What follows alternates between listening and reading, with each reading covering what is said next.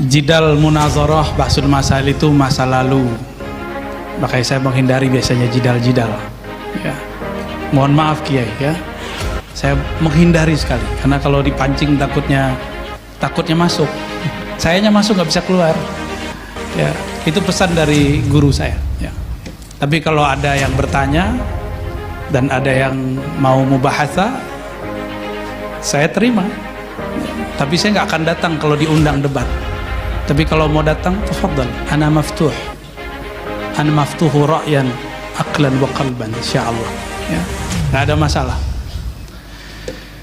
Kita memang perlu, mungkin ada kalam saya yang tidak pas didengar ya, seperti kalam Ibnul Munzir pun seorang kiai bisa beda faham antara saya dan beliau, kan bisa beda faham ya, apalagi jika itu muncul di dalam sosial media, itu sangat mungkin ya. Makanya saya kemudian berinisiatif dari dulu kalau kajian kita pakai kitab.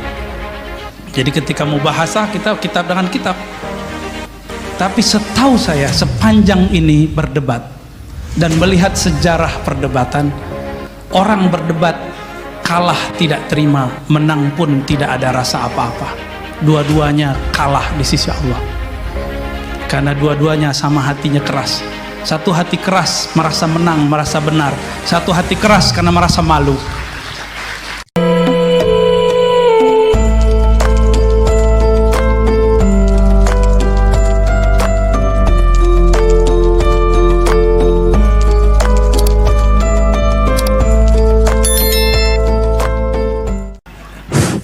Assalamualaikum warahmatullahi wabarakatuh. Kalau yang tadi itu Kiai beneran, kalau ini santrinya Pak Kiai, santrinya Buya. Saya mengikuti channelnya Buya Rosi lebih 2 tahun. Alhamdulillah sejak corona jadi aktif mengikuti dengan nuansa kontroversinya. Tadi pemandu belum menjelaskan, Buya ini sudah menikah setahu saya di YouTube ya. Jadi tadi kalau ada yang menawarkan Mbak Kiai masih ada 2 putrinya, tidak tahu kalau mau menambah. Terus ini supaya nggak serius, yang 2 tadi sangat serius Buya. Saya ini sekarang yang tidak serius, Yang pertama yang saya tidak serius, saya mengharapkan Buya itu ngajar melalui channelnya ya, mungkin punya channel sendiri. Walaupun yang saya tahu di YouTube-nya itu beraneka ragam, di masjid-masjid atau di majelis-majelis yang diadakan oleh artis-artis, sehingga kita bisa mengikutinya. Itu satu. Yang kedua, ini selama saya mengikuti pengajian-pengajian Buya di YouTube, ada satu hal yang sampai sekarang mengganjal dalam diri saya. Bagaimana menyatukan akal, hati untuk satu arah. Dalam pengertian satu arah bisa menjadi hamba yang soleh di hadapan Allah. Kadang-kadang bertentangan antara yang ada di akal dengan yang ada di hati. Yang kedua, ini Buya terkait dengan penjelasan-penjelasan soal ilahiyah. Kadang-kadang akal sangat terbatas memahami soal ketuhanan, tapi hati tidak terbatas. Walaupun tadi Buya menjelaskan sudah membatasi, cukup tafakkaru fi khalqillah wala tafakkaru fi dzatillah. Nah, tapi dalam penjelasan Buya itu banyak menjelaskan tentang Allah yang bersemayam dalam diri atau jiwa. Tidak tahu apa itu di akal atau di hati. Saya yang nggak bisa, mungkin bisa dijelaskan oleh Buya. Terakhir terkait dengan Kiai Haji Abuya Busro Karim, tadi Buya meminta untuk bisa mendirikan torikoh. Saya setuju itu. Torikoh siasa. Ini tambahan informasi ke Buya. Beliau ini ketua DPRD 2 periode, bupati 2 periode, ketua partai nggak ketemu periodenya. Artinya kalau dalam soal torikoh siasa cukuplah beliau politisi yang soleh, dan insya Allah yang hadir di sini ini banyak santri beliau dalam soal politik. Dalam soal kitab saya juga sering mengikuti channelnya, walaupun sering putus-putus. seperti kata Buya tadi, mungkin pengelolanya masih perlu belajar IT lagi ya. Kalau yang Buya tidak langsung live enak terus karena memang dikelola oleh pengelola yang profesional. Itu Buya, saya pikir tadi perdebatan-perdebatan yang muncul jangan menyebabkan bahwa perbedaan yang ada antara kita dan kehadiran Buya di sini membuat Buya kapok untuk hadir di Sumeneb khususnya dan di Madura. Kita semua walaupun tidak nyantri langsung kepada Buya, tapi kita nyantri melalui online. Terima kasih. Wallahul muwaffiq ila aqwamit thoriq. Wassalamualaikum warahmatullahi wabarakatuh. Assalamualaikum warahmatullahi wabarakatuh. Tidak ada perbedaan ya kalau semuanya disikapi secara dalam konteks munadharah. Saya kira tidak ada perbedaan.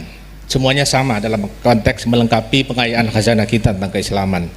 Yang kedua tadi bahwa moderator memang tidak disuguhi kurikulum vitae. Jadi tidak sempat memperkenalkan beliau karena saya melihat bahwa al-ma'ruf la yu'arraf. Jadi orang yang sudah terkenal tidak perlu diperkenalkan lagi. Karena yang qabilu al-mu'athira itu hanya nakiratun.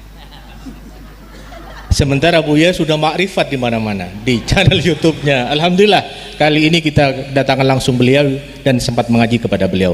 Baik, pertanyaan soal akal dan hati Buya. Jadi hubungannya seperti apa? Kemudian suluk ilahiyah dan tariqah Kiai Bushra ini. Silakan. Ya, tariqah al-Bushrawiyah. Baik, Bapak Ibu, para kiai, para bocah mahasantri. Tadi ada yang terbakar kayaknya. Santai aja. Allahumma shalli ala Sayyidina Muhammad ya. Jidal munazarah bahsul masail itu masa lalu. Makanya saya menghindari biasanya jidal-jidal ya. Mohon maaf Kiai ya. Saya menghindari sekali karena kalau dipancing takutnya masuk. Sayanya masuk nggak bisa keluar. Ya, itu pesan dari guru saya ya. Tapi kalau ada yang bertanya dan ada yang mau mubahasa, saya terima ya. Tapi saya nggak akan datang kalau diundang debat. Tapi kalau mau datang, tafadhal, ana maftuhu ra'yan aqlan wa qalban insyaallah ya. Nggak ada masalah. Kita memang perlu, mungkin ada kalam saya yang tidak pas didengar ya, seperti kalam Ibnul Munzir pun seorang kiai bisa beda faham antara saya dan beliau, kan bisa beda faham ya, apalagi jika itu muncul di dalam sosial media, itu sangat mungkin ya. Makanya saya kemudian berinisiatif dari dulu kalau kajian kita pakai kitab. Jadi ketika mau bahasa kita kitab dengan kitab. Tapi setahu saya sepanjang ini berdebat dan melihat sejarah perdebatan, orang berdebat kalah tidak terima, menang pun tidak ada rasa apa-apa. Dua-duanya kalah di sisi Allah. Karena dua-duanya sama hatinya keras. Satu hati keras merasa menang, merasa benar. Satu hati keras karena merasa malu. Itu kenapa Allah mengharamkan jidal. Yang boleh itu tas'al ya, yang tidak menyebabkan isa'ah fil qulub, qaswah fil qulub ya. Syukran tadi masukannya dari Pak siapa tadi? Ustaz Abdul Hadi ya. Insya Allah nanti kita buat channel sendiri. Insya Allah nanti ya, insya Allah. Mungkin cari waktu yang kosong dulu lah kita ya. Bagaimana cara menyamakan, mepaskan antara kolbu dan akal? Sebenarnya akal kolbu itu tidak perlu dipisah-pisahkan seperti gambaran pikiran kita. Di Quran coba perhatikan, lahum qulubu ya'qiluna biha. Kan ada dua ayat tuh ya, satu sindiran di surah Al-A'raf, satunya surah apa tuh? Al-Hajj ya. Al-Hajj 26 seingat saya. Mohon dikoreksi. Benar Al-Hajj ya? Ya. Itu justru pujian. Ternyata ada satu pesan di ayat itu,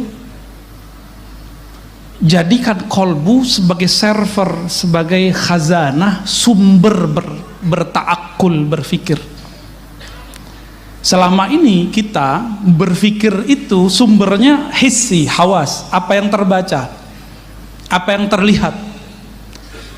Tapi kalau orang berfikir sumbernya lahum qulubu ya'qiluna biha. Mereka jadikan kolbu sebagai dasar asas marja untuk berta'akul, bertafakur, maka akan indah perdebatannya, akan indah diskusinya. Karena kolbu itu adalah baitul adab. Kolbu itu tempat adab, karena Allah selalu menatapnya. Ketika seseorang tidak dengan kolbu, la adabalah, hilang adabnya. Ya. Nah, adab kalau ngaji, masih ingat kita kalau ngaji kirim Fatihah kepada musannif, benar gak? Itu supaya dari akal kita kembali yang liar ini dikembalikan ke rumahnya. Itulah rahasia baca Fatihah sebelum ngaji. Ya, tadi mungkin kita belum baca Fatihah sebelum ngaji, tapi kan tadi sudah dimulai doa, ya kan? Ya. Mungkin kita berdoa belum pakai kolbu, barangkali. Nah, itu yang membuat kita ketika ngaji gurunya siapa aja itu nggak akan bisa memilah nanti. Ya, barangkali itu. Maka mulailah, masuklah pintu dari tangganya, masuklah rumah lewat pintunya. Masuk pintu pun ada assalamualaikumnya. Nah, untuk membuka kolbu, maharnya adalah Al-Fatihah. Insya Allah, silakan diamalkan itu. Ya, saya kalau baca kitab biasanya baca Fatihah dulu. Mau ngaji di Syekh mana di YouTube, biasanya di awal atau di akhir saya baca Al-Fatihah. Biasanya begitu. Ya. Sehingga kita tidak menangkapnya dengan akal. Akal ini di sini mohon maaf, yang belajar ilmu neurologi di bagian depan kita ada namanya otak, kortek apa istilahnya, ya. Dia cuma 10% dari otak ini, cuma 10%. Dia seperti reptil. Kalau lihat orang baru dia pengen ngelawan, pengen begini, itu reptil. Makanya jika kita lahum qulubu ya'qiluna biha, itu dengan mahabbah, dengan ukhuwah, dengan husnuzzan. Itu kalau lahum qulubu ya'qiluna biha. Lain dengan mereka yang disebutkan dalam surah Al-A'raf, ya. Mereka punya kolbu la ya'qiluna biha, tapi kolbunya dibiarkan tidur, nggak digunakan, ya. Wallahu a'lam bishawab.